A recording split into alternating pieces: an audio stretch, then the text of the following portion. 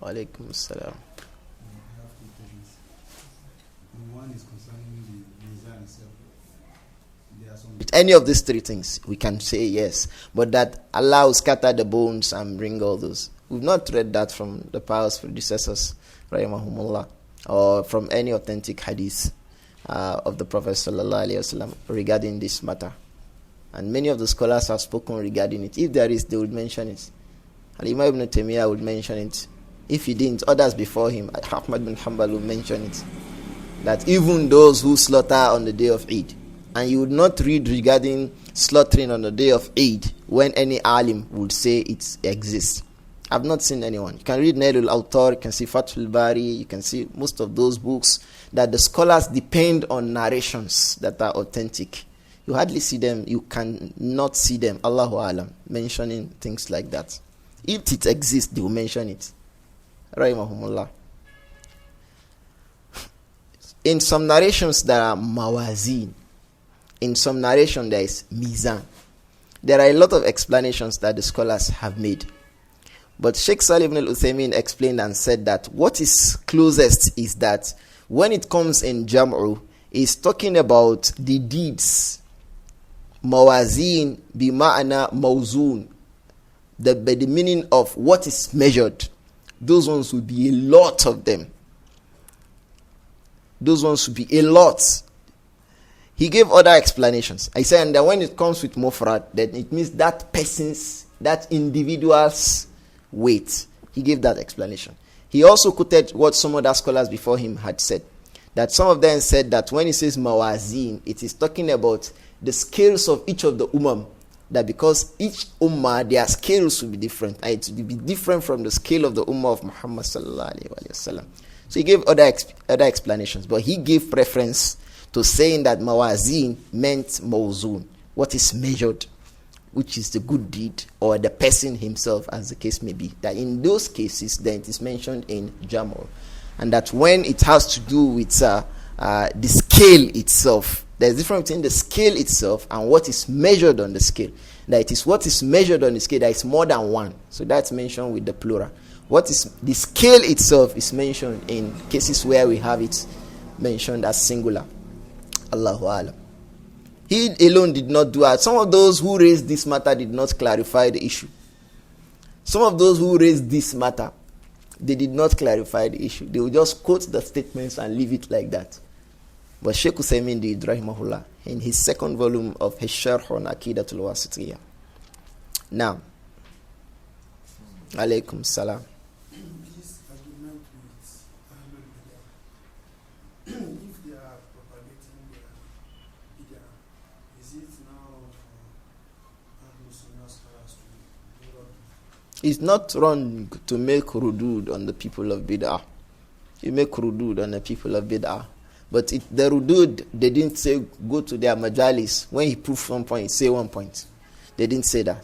And they didn't also say invite yourselves to a stadium, Ahl-Sunnah, Imam Ahl-Sunnah and Imam Ahlul Bidah. So when they make one statement, you refute it. When they make one statement, you make your own. Then give you 20 minutes to talk.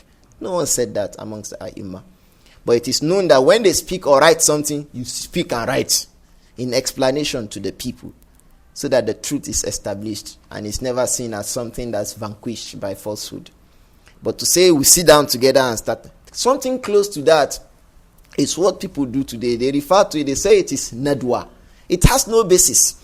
There is muzakaratul ilm bayna tullab wal ulama. Tullab can sit down and say, please, what do you know about so mas'ala amongst themselves? Each person is mentioning this hadith is authentic, this hadith is not authentic, so reported this mas'ala is like this.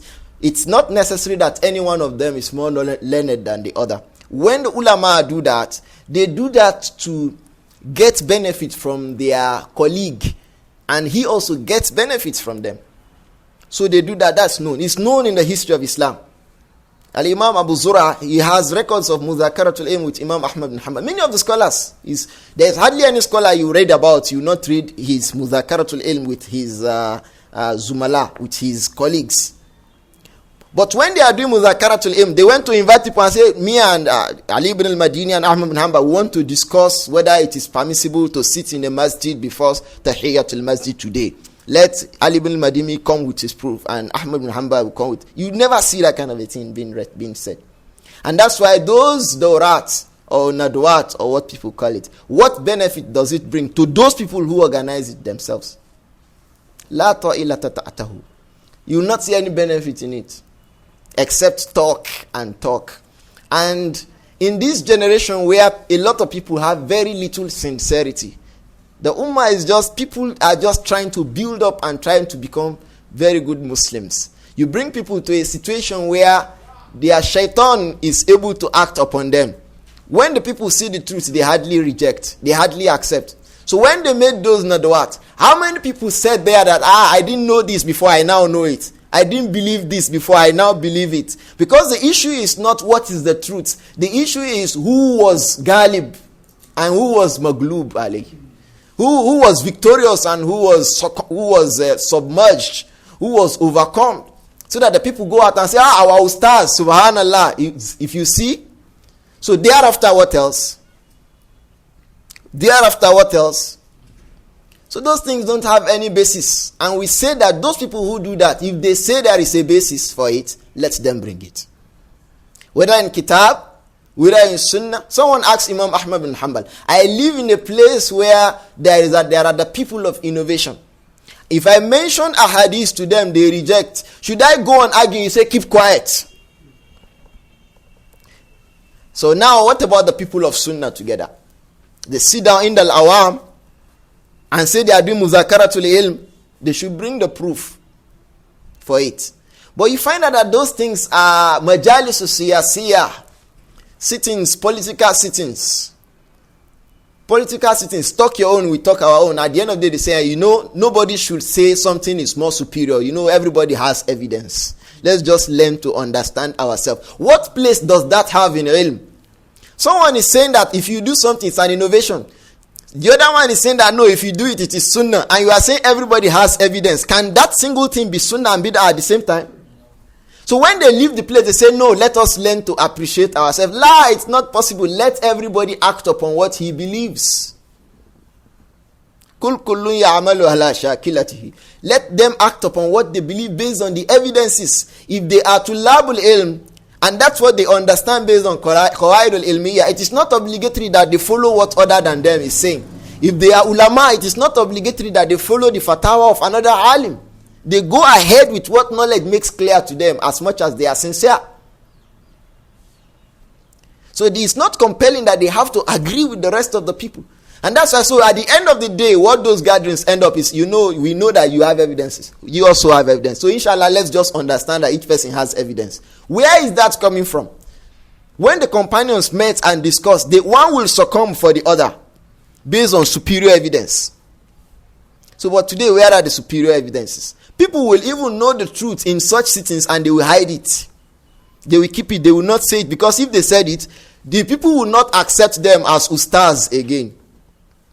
So they think that it is demeaning. So the little ikhlas they have, they still carry it to those kind of gatherings and destroy it at the end of the day. Allah understand. So we are saying that basically those kind of sittings don't have any evidences. So what the best you can do is, and a person of innovation says something around where you are, if you are able, you have the knowledge, you have a gathering, or you can write something regarding it. These things are not in Islam. But to go and then sit down, he says A, you say no, it is not A, it is A, B, C, D, E. If he planks your head in that kind of a sitting, then you have yourself to blame. فَلَا تَلُومَنَّ إِلَّا نَفْسَكَ. You will not have anyone to blame except oneself for having gone to sit down in that kind of a place in the first place. Allahu A'lam. Walaikum salam. Let's take one from this bicycle rider. How do we distinguish between, for example, when we were talking the other time, you mentioned Sufyan. You mentioned the name of the bicycle, then you mentioned Sufyan. How do you distinguish between the two Sufyan? It depends on who is talking and who are those in the tabaqah of that person. Who is talking? If the person is saying our teachers, is that person in the level of the person who can meet Sufyan al-Thawri? Sufyan al-Thawri and Sufyan ibn Uyayna, yes, they lived at the same time. But Sufyan al-Thawri a'la ka'ban min Sufyan ibn Uyayna. Sufyan ibn Thawri was more learned and elderly than Sufyan ibn Uyayna. He left him. Ibn Thawri died. Ibn Yazid, Sufyan ibn Yazid as-Thawri, he died leaving Ibn Uyayna. So Ibn Uyayna was yes, they were practically in the same tabaqah, but he was of a lesser level in age and in ilm compared to Sufyan al-Thawri. So it depends on who is talking. That will make you understand which Sufyan is being referred to, and the people being mentioned. That will make you understand which Sufyan is it being referred to. If the people are those who are in the early stage, then you know that no, it should be Malik. If he's talking about Malik, he's talking about Waqi ibn al-Jarrah, he's talking about Ibn al-Mubarak, the most likely thing is Sufyan al-Thawri. But if he's talking about people like Abdur-Rahman ibn Mahdi, Yahya ibn Sa'id al-Qattan, Imam al-Shafi'i, it's possible that it is Sufyan ibn Uyayna. So it depends on who is talking and about who is he talking. Then you get to know this. You will know this over time, inshallah. I mean, the last question, inshallah. Let's say it's a church somewhere and there was crisis between Muslims and Christians, and the Christians moved from there. Muslims now bought that land. You bought the land from the owners of the church. And they now plan to build mosque there. Is it permissible? Yes, since they bought the land. It's not Ardun Maksuba. It's not a land that is acquired forcefully. Because it's not permissible to pray or build a masjid on a land that is forcefully acquired. They refer to it as Ardun Maksuba. It's not permissible.